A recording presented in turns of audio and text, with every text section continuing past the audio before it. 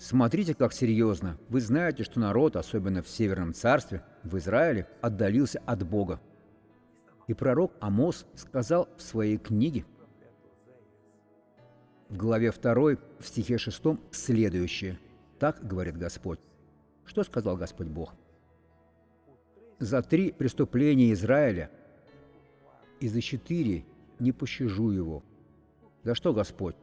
Он сказал так: потому что продают правого за серебро. Итак, человек нуждается в спасении, он может стать праведником. Но тут ему предлагают работу. Это то, в чем я нуждался.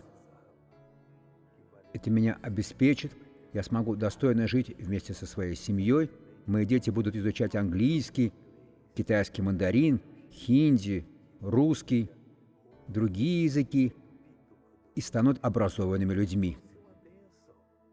Очнитесь. Благословение – это когда вы выполняете волю Бога. Вы продаете правого за серебро и бедного за пару сандалий или за машину. Оставьте глупости, Бог любит вас. Помолимся, Отец. Мы хотим видеть истинную ценность вещей. Не позволь нам оступиться. Приди простить нас, осветить. Мы хотим воспрянуть, чтобы выполнять Твою волю.